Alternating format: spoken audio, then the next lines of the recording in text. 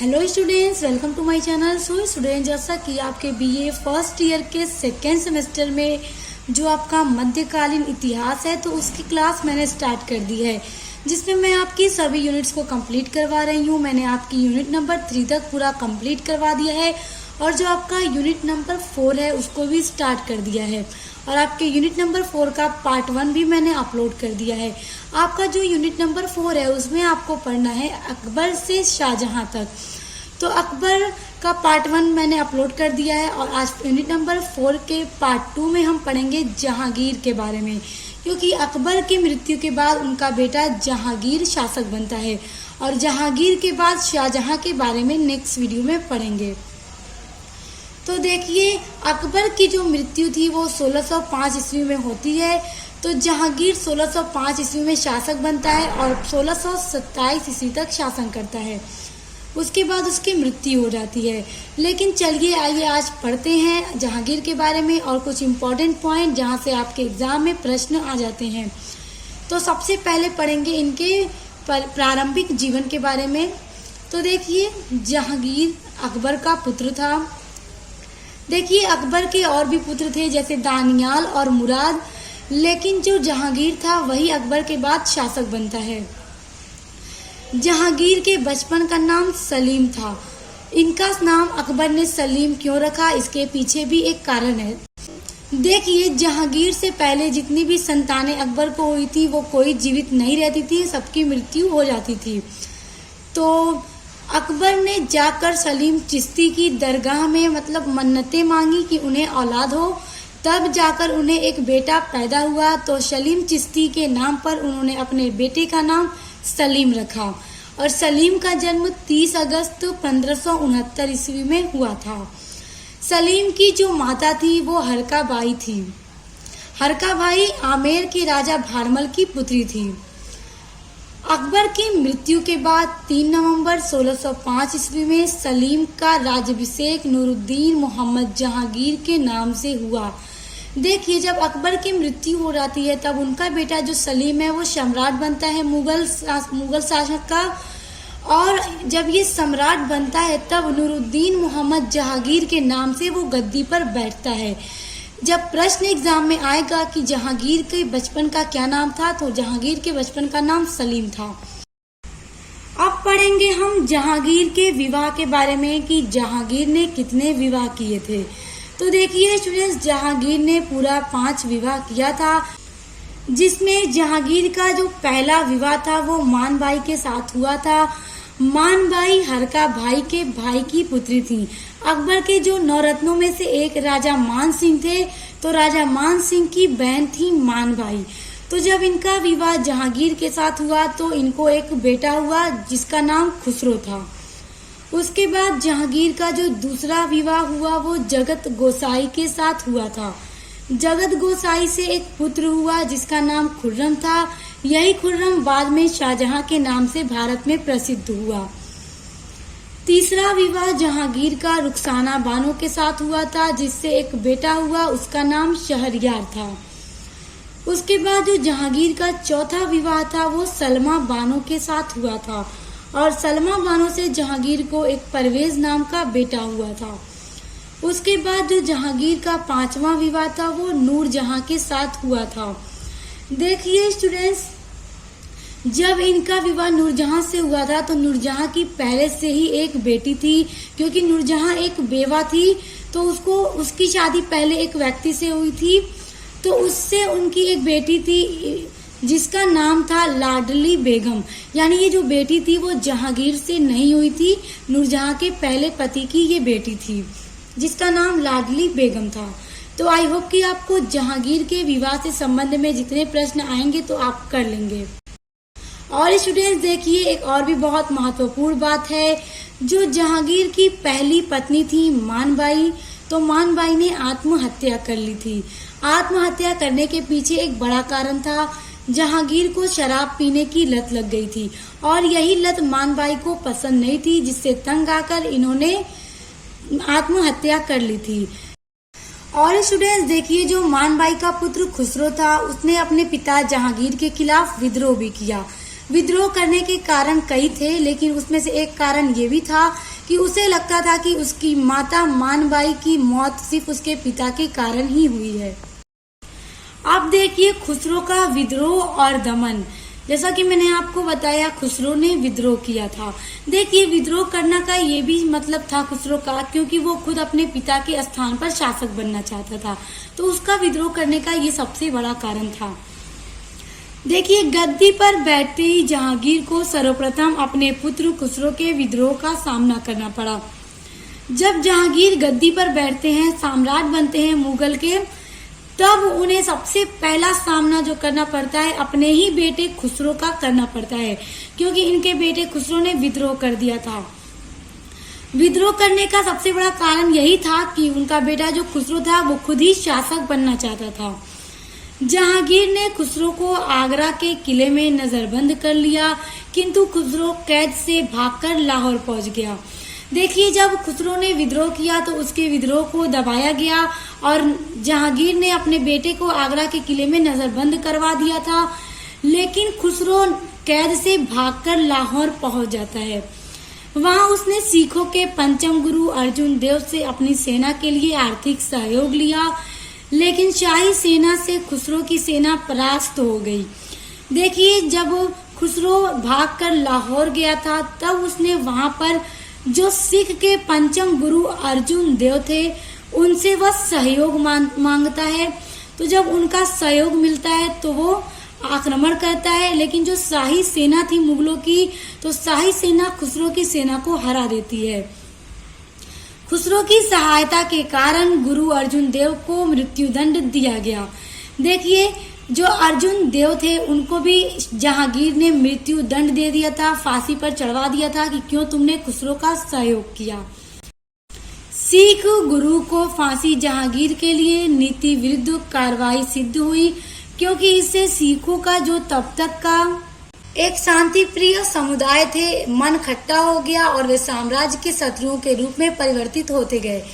यानी स्टूडेंट सिख के जो गुरु थे अर्जुन देव, जब उनको जहांगीर ने फांसी पर चढ़ा दिया था, तो सिखों का जो समुदाय था अब तक वो बहुत ही शांति प्रिय समुदाय था, लेकिन जहांगीर ने जो ऐसा काम किया कि उनके गुरु को फांसी पे चढ़वा दिया, तो उनका मन खट्टा हो गया था और वो साम्राज्य के शत्रु के रूप में सामने आते हैं, यानी वो दुश्मन के रूप में बदल जाते हैं। अगला टॉपिक है अनारकली से प्रेम। जैसा कि सलीम को अनारकली से प्रेम हो गया था। अकबर के दरबार में एक नृत्यांगना थी जिसका नाम था अनारकली। देखिए अकबर के दरबार में एक नृत्यांगना थी, नाचने वाली आती थी, जिसमें एक अनारकली थी, छोटी सी लड़की थी। तब सलीम की जो उम्र थी वो 12 से 13 वर्ष की थी और अनारकली भी तब छोटी थी, उतनी ही बड़ी रही होगी।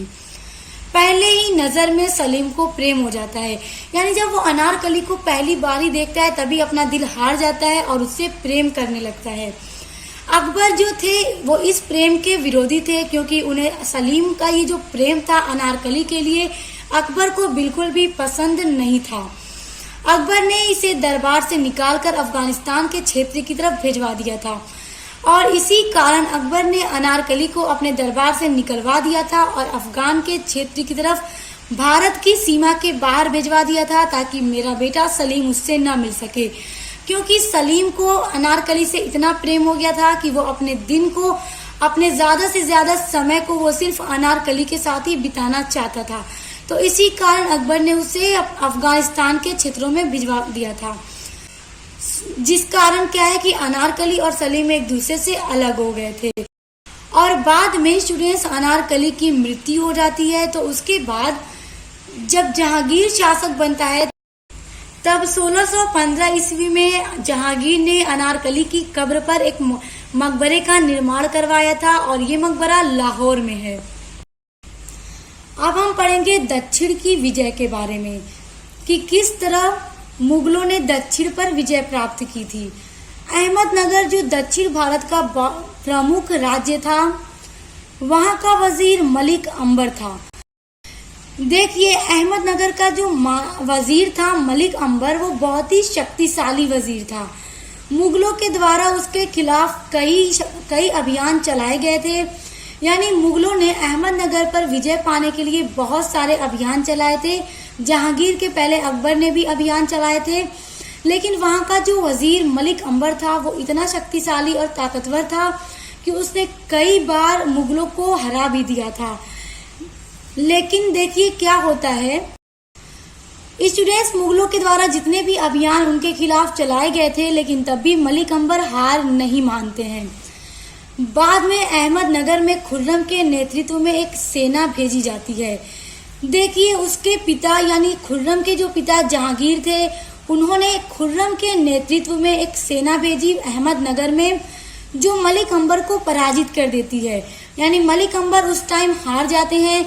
तो इस उपलब्धि के कारण ही जहांगीर ने खुर्रम को शाहजहां की उपाधि प्रदान की थी, क्योंकि जितनी भी अभियान चलाए गए थे अहमदनगर को जीतने के लिए, हर अभियान असफल हो गया था। लेकिन जब अहमदनगर में खुर्रम के नेतृत्व में एक सेना भेजी जाती है, खुर्रम जो कि शाहजहां थे, तो जब खुर्रम के नेतृत्व में एक सेना भेजी जाती है अहमदनगर पर विजय प्राप्त करने के लिए, तब उस टाइम मलिक अंबर हार जाता है और खुर्रम की सेना जीत जाती है।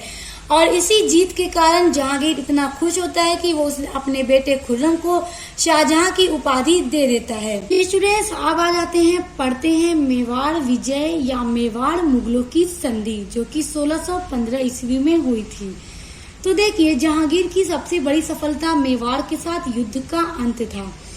देखिए जहांगीर की ना ये सबसे बड़ी सफलता थी कि मेवाड़ वालों के साथ युद्ध का अंत हो गया।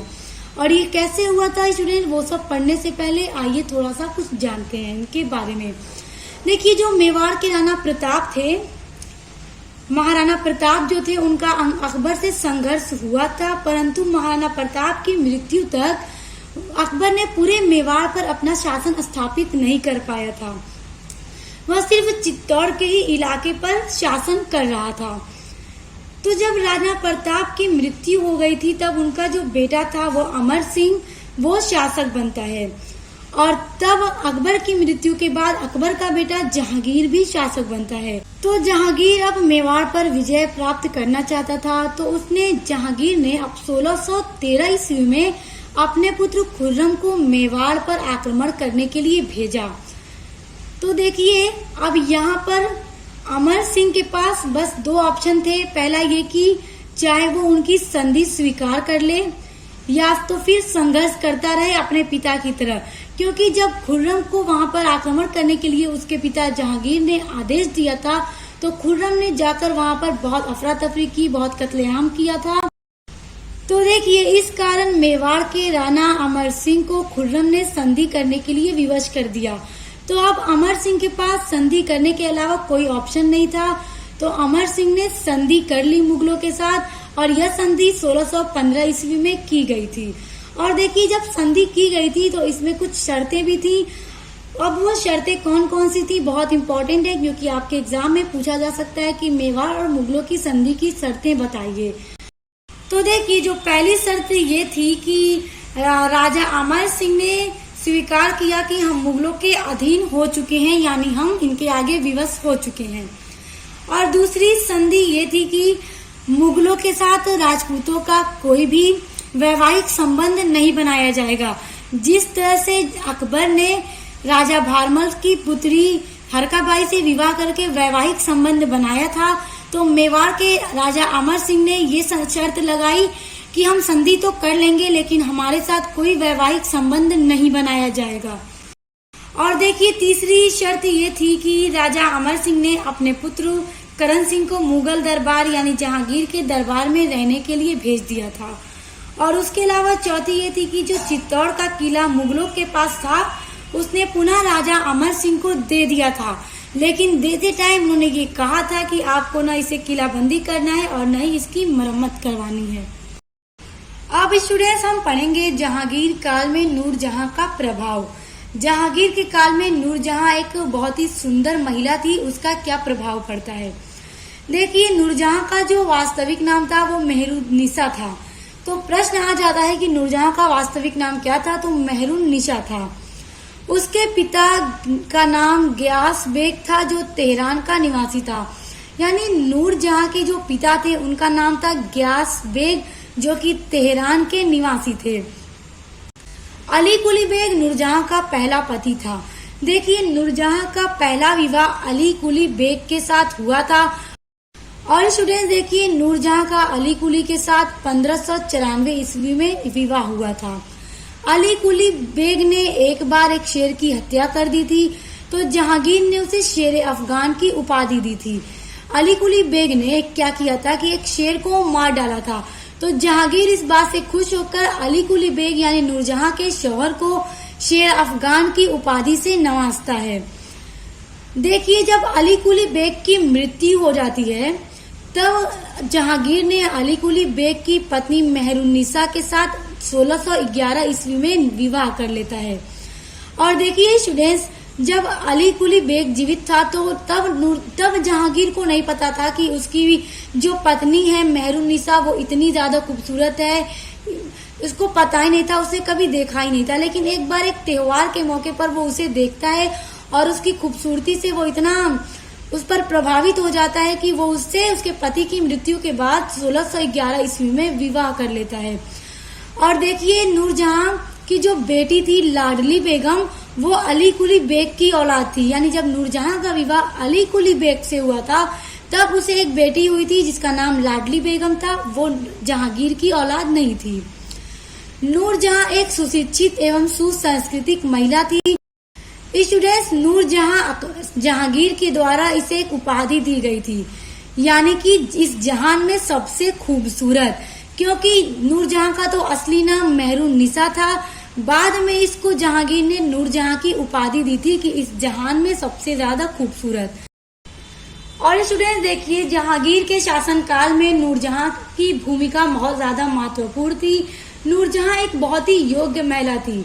उसने राज्य के बहुत सारे कार्यों में जहांगीर का पूरा सहयोग भी किया था। और नूरजहां एक बहुत ही बलवती और साहसी महिला भी थी। वो जहांगीर के साथ शिकार पर भी जाया करती थी। स्टूडेंट्स, अब देखिए, जो जहांगीर था वो एक न्यायप्रिय शासक बनना चाहता था, इसलिए उसने आगरे के किले के बाहर 60 घंटियों की एक सोने की जंजीर लगवाई थी। और यह जंजीर लगवाने का उसका एक उद्देश्य था कि अगर कोई भी जनता को लगता हो कि उसके साथ अन्याय हो रहा है या कोई उसके साथ गलत काम कर रहा है, तो वो आकर किले के बाहर की इस घंटी को बजाए। और घंटी जब किसी के द्वारा बजाई जाती थी तो आवाज सीधे राजा तक पहुंचती थी और जहांगीर खुद उसकी फरियाद सुनते थे। उसके साथ जो भी अन्याय किया जाता था, जो भी उसको परेशान कोई करता था, तो उसकी पूरी बात सुनने के बाद उस व्यक्ति के साथ न्याय किया जाता था। स्टूडेंट्स देखिए, जो जहांगीर थे वो कला एवं साहित्य के प्रेमी थे। उसने अपनी आत्मकथा तुजू के जहांगीरी फारसी भाषा में लिखी थी। बाद में जहांगीर की मृत्यु के बाद की घटनाएं लिखी जाती हैं, जिसे मोहम्मद हादी ने पूरा किया। अभी स्टूडेंट्स देखिए, जो जहांगीर की आत्मकथा थी उसे जहांगीर ने खुद ही फारसी भाषा में लिखा था और वो आत्मकथा का नाम था तुजुके जहांगीरी, जिसमें जहांगीर ने अपने आरंभिक जीवन के बारे में लिखा। देखिए, जो उनकी जो आत्मकथा थी वो 3 पार्ट में कंप्लीट हुई है।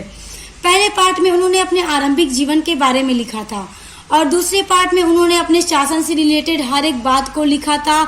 और जो तीसरा पार्ट था उसमें उनके मृत्यु के बाद की घटनाओं को लिखा गया है। तो जब जहांगीर की मृत्यु हो गई तो वो अब अपनी आत्मकथा कैसे लिख पाते, तो इसलिए उनके मृत्यु की बाद की जितनी भी घटनाएं थी उनको मोहम्मद हादी ने लिख करके इनके आत्मकथा को पूरा किया। अभी स्टूडेंट्स देखिए, जहांगीर के शासक काल में कुछ विदेशी भी भारत आए थे। देखिए, ब्रिटेन के जो सम्राट जेम्स प्रथम थे, उन्होंने व्यापारिक सुविधाएं प्राप्त करने के लिए हॉकिंस को 1608 ईस्वी में भारत भेजा। यानी 1608 में वो आए थे भारत और 1611 में वापस गए थे। तो देखिए, ब्रिटेन के जो सम्राट जेम्स प्रथम थे, उन्होंने कुछ व्यापारिक सुविधाओं के लिए यहाँ पर भेजा था। अपने एक राजदूत बना करके हॉकिंस को भेजा था। और देखिए सुनील, जब जेम्स सम्राट का राजदूत बनकर हॉकिंस 1608 ईस्वी में भारत आया था, तब वो पत्र लेकर आया था अकबर के नाम से, क्योंकि उसे लगा था कि अभी तक यहाँ का जो सम्राट है वो अकबर ही है। लेकिन अकबर की मृत्यु हो चुकी थी और जहांगीर सम्राट बन चुका था। तो वो जहांगीर के दरबार में जाता है। तो देखिए उसके बाद सर टॉमस रो जो कि 1615 ईस्वी में भारत आया, यानी ब्रिटेन का जो सम्राट था जेम्स प्रथम, उसने अपने 2 राजदूत बनाकर भेजे। पहला हॉकिंस को जो 1608 में आया और दूसरा सर टॉमस रो जो 1615 ईस्वी में भारत आया। उसने जहांगीर से अंग्रेजों के लिए भारत में व्यापार करने की आज्ञा मांगी। और देखिए जब वो आज्ञा मांगता है तो जहांगीर ने भारत में व्यापार करने के लिए अंग्रेजों को आज्ञा दे दी कि यहाँ पर व्यापार कर सकते हो, क्योंकि जो उनके जहाजी बेड़े होते थे उनसे जहांगीर पहले से ही प्रभावित था। देखिए अंग्रेजों द्वारा भारत में ब्रिटिश राज्य स्थापित करने का यह प्रथम चरण था। उसके बाद देखिए जहांगीर को मदिरा पान करने की बुरी आदत लगी थी, जिससे धीरे धीरे क्या है उसका उत्तम चरित्र नष्ट हो जाता है और सन 1627 ईस्वी में जहांगीर की मृत्यु हो जाती है। सो स्टूडेंट्स, आई होप कि आज के वीडियो का टॉपिक आपको बहुत अच्छे से समझ में आ गया हो। जहांगीर के बारे में हर एक चीज आपको बहुत अच्छे से समझ में आ गई हो। तो अब नेक्स्ट वीडियो में हम शाहजहां के बारे में कवर करेंगे, जो कि आपके यूनिट नंबर 4 का पार्ट 3 होगा। और ठीक उसी तरह आपकी सभी यूनिट्स को कंप्लीट करवाऊंगी। तो अपने सभी यूनिट्स को पढ़ने के लिए आप चैनल को सब्सक्राइब करके बेल आइकन को प्रेस कर लीजिए। तो अब मिलते हैं नेक्स्ट वीडियो के साथ।